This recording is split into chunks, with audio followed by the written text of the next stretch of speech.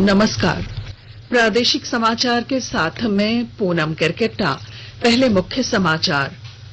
132 नए corona positive मिलने के बाद राज्य में संक्रमितों की कुल संख्या बढ़कर 29,601 हुई।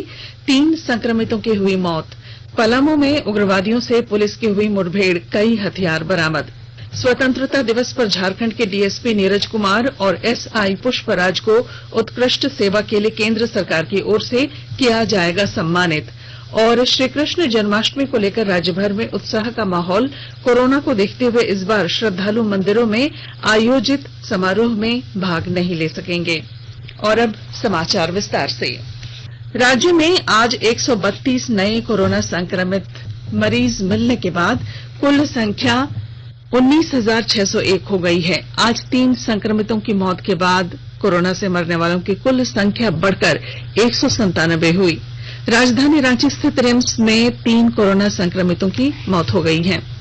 उधर महगामा विधानसभा क्षेत्र से कांग्रेस विधायक दीपिका पांडे सिंह की कोरोना रिपोर्ट पॉजिटिव आई है। इस संबंध में विधायक ने खुद ट्वीट कर इसकी जानकारी दी। फिलहाल दीपिका पांडे सिंह को डॉक्टरों ने घर पर आइसोलेशन में रखने का फैसला किया है। दीपिका पांडे सिंह ने अपने ट्वीट में लिखा कि उनकी और उनके परिवार की कोविड-19 रिपोर्ट पॉजिटिव आई है। राज्य सरकार ने कोविड अस्पतालों में ड्यूटी कर रहे चिकित्सकों और स्वास्थ्य कर्मियों के आइसोलेशन और क्वारंटीन को लेकर नए दिशा निर्देश जारी किए हैं। स्वास्थ्य सचिव डॉक्टर नितिन मदन कुलकर्णी ने बताया कि कोरोना संक्रमण को लेकर उच्च जोखिम क्षेत्र में काम करने वाले चिकित्सक, नर्स और अन्य स्वास्थ्य कर्मी 1 सप्ताह के लिए क्वारंटीन होंगे। इसके बाद आईसीएमआर के टेस्टिंग प्रोटोकॉल के अनुसार उन सभी की जांच की जाएगी। इसमें जो संक्रमित पाए जाएंगे उनका कोविड अस्पताल में इलाज होगा और जो संक्रमित नहीं मिलेंगे वे फिर से ड्यूटी करेंगे। स्वास्थ्य सचिव ने यह भी बताया कि सभी कोविड अस्पतालों में एक संक्रमण नियंत्रण पदाधिकारी नियुक्त किए जाएंगे जो चिकित्सकों और स्वास्थ्य कर्मियों के संक्रमण से बचाव और नियंत्रण की व्यवस्था करेंगे। नए दिशा निर्देश के तहत सभी स्वास्थ्य कर्मियों को अपनी चिकित्सीय स्थिति की जानकारी अस्पताल के अधिकारियों को अनिवार्य रूप से देनी होगी। मारवाड़ी युवा मंच जमशेदपुर शाखा द्वारा ऑक्सीजन बैंक की स्थापना की गई है। कोल्हान के डीआईजी राजीव रंजन सिंह ने 9 ऑक्सीजन सिलेंडरों का उद्घाटन किया और कहा कि कोरोना काल में गरीबों के बीच ऑक्सीजन सिलेंडर उपलब्ध कराना एक अच्छी पहल है। उन्होंने कहा कि कोरोना की लड़ाई में ऑक्सीजन सिलेंडर की काफी आवश्यकता है।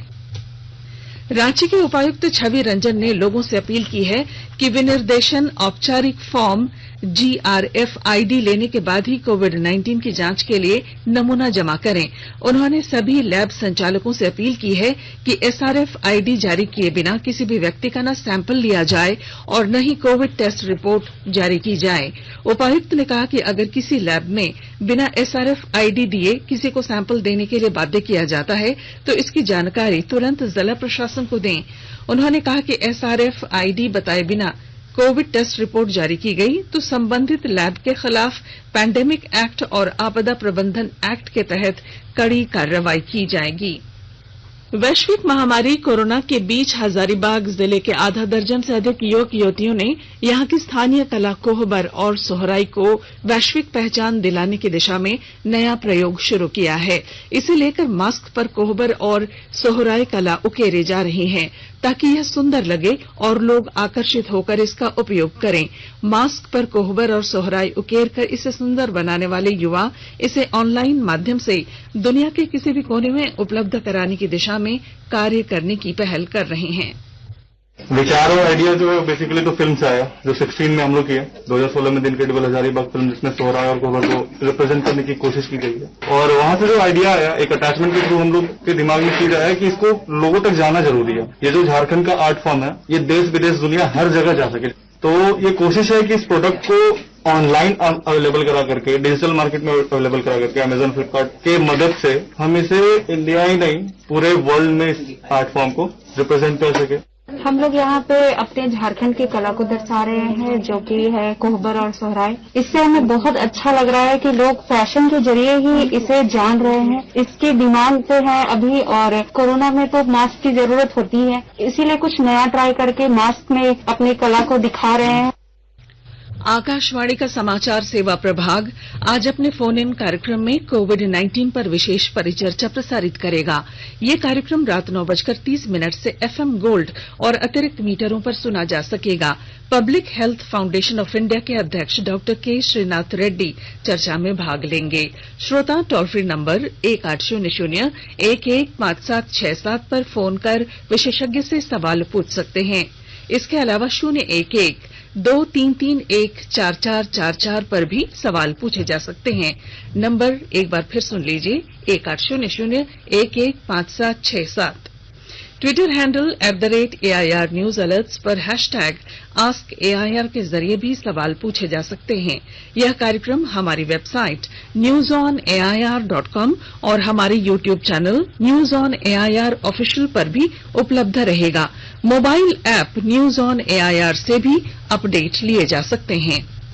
स्वास्थ्य और परिवार कल्याण मंत्रालय ने लोगों को सलाह दी है कि वे नोवेल कोरोना वायरस से अपने को सुरक्षित रखने के लिए सभी बुनियादी एहतियाती उपायों का पालन करें और सामाजिक दूरी बनाए रखें। एक रिपोर्ट। सरकार ने कहा है कि आवश्यक वस्तुओं की पर्याप्त आपूर्ति जारी है और लोगों को चिंता करने की कोई जरूरत नहीं है। लोगों को सलाह दी जाती है कि वे आवश्यक वस्तुओं और चिकित्सा सामानों की खरीदारी करते समय धैर्य रखें और शांत रहें। आवश्यक वस्तुओं को खरीदने के लिए बार बार बाहर निकलने से बचें। साथ ही लोगों से हाथ मिलाने और गले लगने से भी बचना चाहिए। बाजार, मेडिकल स्टोर और अस्पतालों में लोग कम से कम 1 मीटर की दूरी बनाए रखें। घर पर गैर जरूरी सामाजिक समारोह से बचा जाना चाहिए और घर पर मेहमानों को नहीं बुलाना चाहिए। लोगों को अपनी आंख, नाक और मुंह छूने से बचना चाहिए और लगातार हाथ साफ करते रहना चाहिए।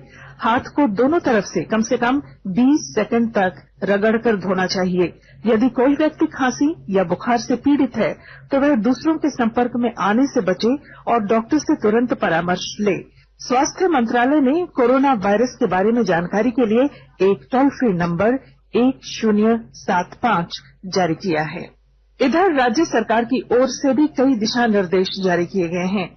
इस सिलसिले में सरकार ने हेल्पलाइन नंबर 181 जारी किया है। सरकार ने कहा है कि कोरोना वायरस से संदिग्ध तौर पर संक्रमित कोई व्यक्ति पाया जाता है तो इसकी सूचना 0651 जो रांची का कोड है और टेलीफोन नंबर 2261-000 तथा 2261-002 के अलावा फैक्स नंबर 2261-856 और मोबाइल नंबर 9955837428 पर दी जा सकती है। आकाशवाणी रांची भी आपसे अपील करता है कि कोविड-19 के संक्रमण से बचने और अन्य लोगों को सुरक्षित रखने के लिए कृपया घर पर ही रहें और सरकारी दिशा निर्देशों का पालन करें। पलामू के मनातू थाना क्षेत्र में आज सुबह उग्रवादियों और सुरक्षा बलों के बीच मुठभेड़ हुई। मुठभेड़ स्थल पलामू और चतरा का बॉर्डर क्षेत्र है। जंगली क्षेत्र का फायदा उठाकर उग्रवादी मौके से भाग निकले।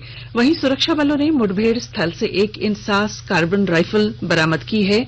सुरक्षा बलों में जगुआर और जिला पुलिस शामिल थे।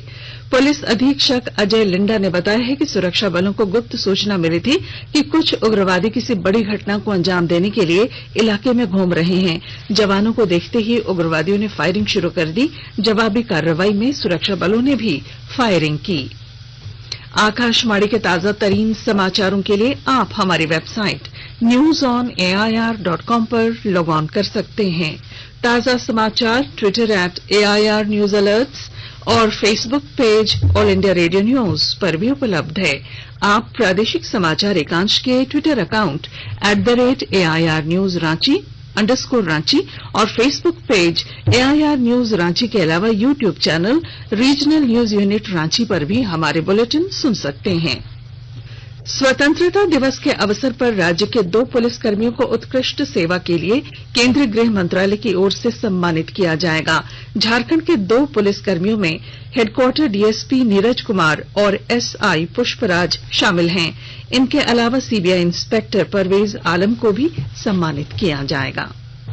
प्रधानमंत्री नरेंद्र मोदी कल पारदर्शी कराधान ईमानदार का सम्मान वेब पोर्टल की शुरुआत करेंगे। प्रत्यक्ष कर सुधारों की दिशा में सरकार के महत्वपूर्ण उपायों के अंतर्गत इस पोर्टल की शुरुआत वीडियो कॉन्फ्रेंसिंग के जरिए की जाएगी।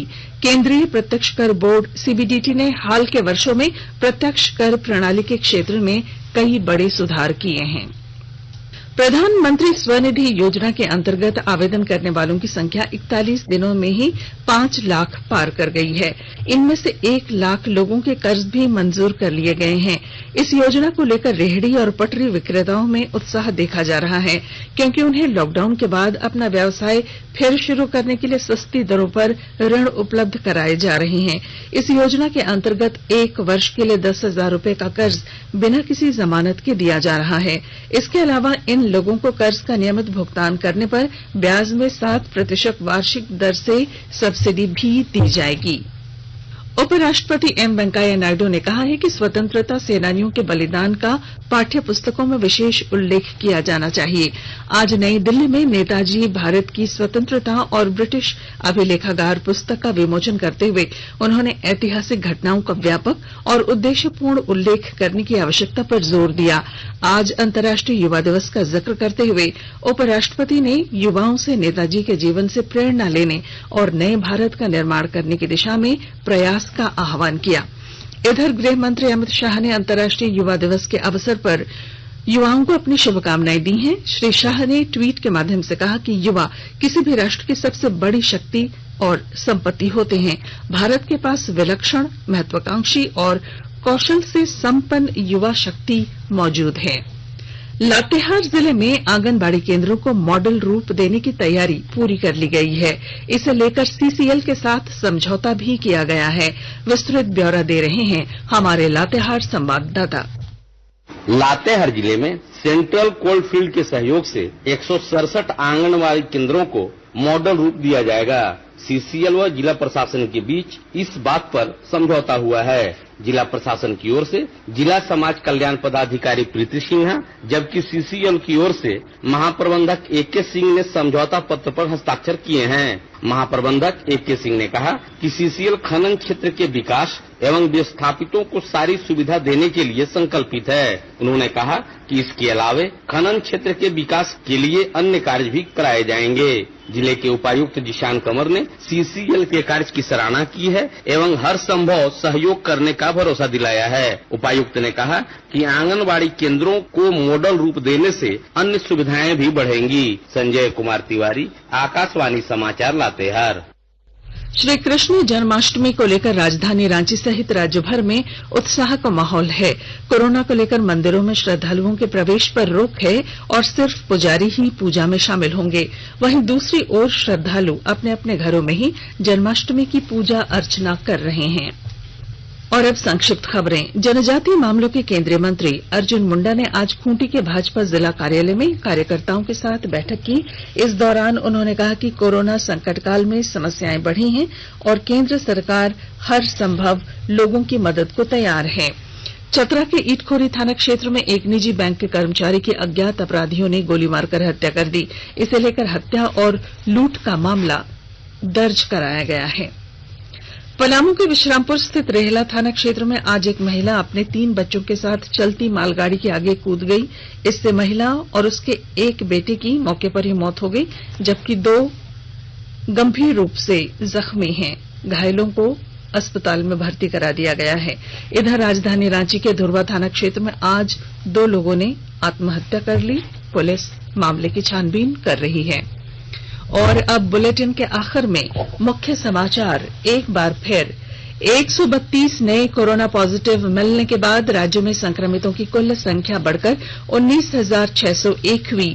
3 संक्रमितों की हुई मौत। पलामू में उग्रवादियों से पुलिस की हुई मुठभेड़, कई हथियार बरामद।